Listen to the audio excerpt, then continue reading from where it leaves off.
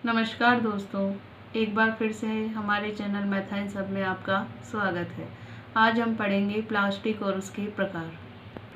Plastic छोटे कार्बनिक अणु मिलकर उच्च अणुभार वाली संरचनाएं बनाते हैं, उन्हें प्लास्टिक कहते हैं। प्लास्टिक के कुछ उदाहरण हैं पॉलीथीन, पीवीसी, पॉलीस्टाइरीन तथा बेकेलाइट, मेलेनामाइट, टेफ्लॉन आदि। प्लास्टिक का वर्गीकरण। संरचना के आधार पर प्लास्टिक दो प्रकार के होते हैं, थर्मोप्लास्टिक या ताप सुघट्य प्लास्टिक, थर्मोसेटिंग प्लास्टिक, ताप दृढ़ प्लास्टिक। पहला प्रकार है थर्मोप्लास्टिक। वे प्लास्टिक जो गर्म करने पर आसानी से मृदुल हो जाते हैं और ठंडा करने पर कठोर हो जाते हैं। इन्हें कई बार नई आकृतियों में ढाला जा सकता है। उदाहरण हैं पॉलीथीन, पीवीसी, पॉलीस्टाइरीन आदि। थर्मोसेटिंग प्लास्टिक ऐसे प्लास्टिक जो गर्म करने पर और अधिक कठोर हो जाते हैं और पिघलते नहीं हैं। उन्हें किसी एक आकृति में ढाल देने के पश्चात पुनः किसी अन्य आकृति में नहीं ढाला जा सकता है। थर्मोसेटिंग प्लास्टिक के उदाहरण हैं बेकेलाइट, मेलेनामाइट, टेफ्लॉन आदि। अब हम पढ़ेंगे प्लास्टिक के अनुप्रयोग या उपयोग। सबसे पहला उपयोग है बिजली के तारों का आवरण बनाने में प्लास्टिक का उपयोग किया जाता है। दूसरा उपयोग है खाना बनाने के पात्र या विद्युत इस्त्री व विद्युत केतली के हत्थे बनाने में बेकेलाइट प्लास्टिक के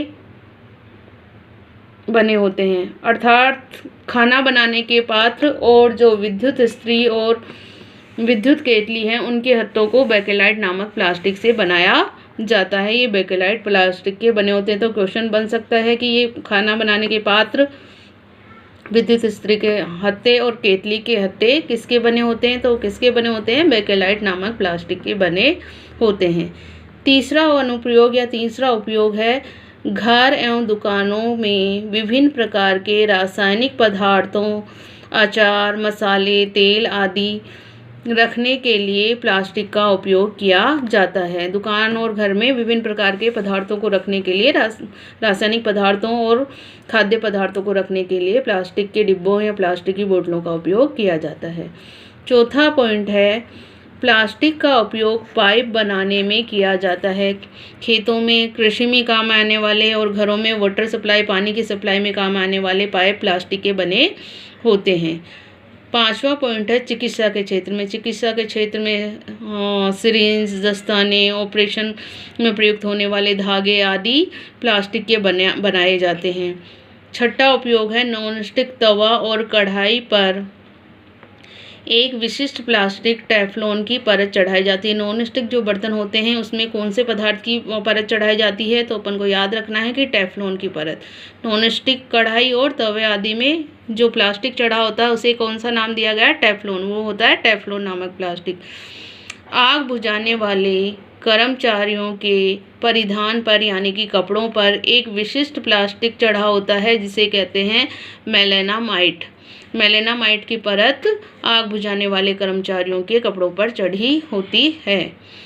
माइक्रोवेव ओवन में विशिष्ट प्लास्टिक पात्रों का उपयोग किया जाता है। तो ये सारे उपयोग हो गए प्लास्टिक के। प्लास्टिक और पर्यावरण।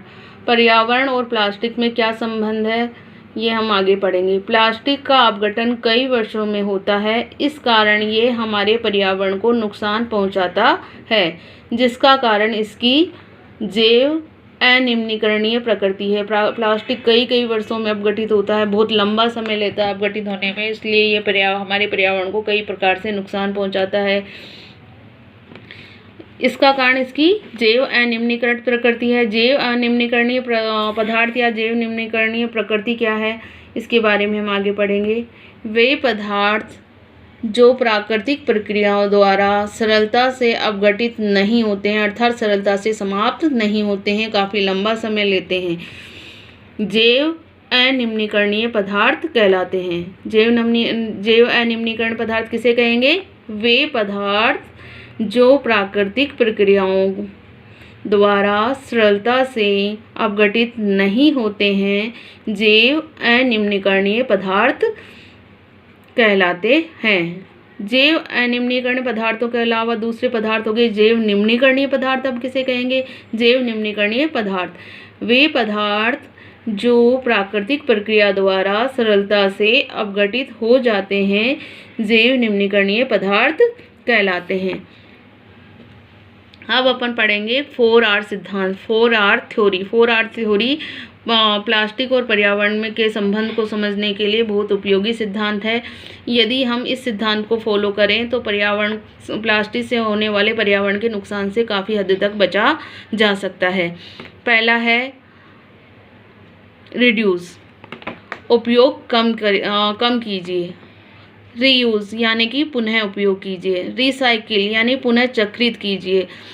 रिकवर यानी पुनः प्राप्त कीजिए। तो ये सिद्धांत हो गया 4R सिद्धांत। क्वेश्चन पूछा जा सकता है कि 4R सिद्धांत क्या है, इसका हमारे पर्यावरण और प्लास्टिक के संरक्षण में, पर्यावरण को सुरक्षित रखने में इसका क्या योगदान है, लिखिए। मेरा वीडियो देखने के लिए बहुत बहुत धन्यवाद। हमारे चैनल को लाइक, शेयर और सब्सक्राइब कीजिए। धन्यवाद।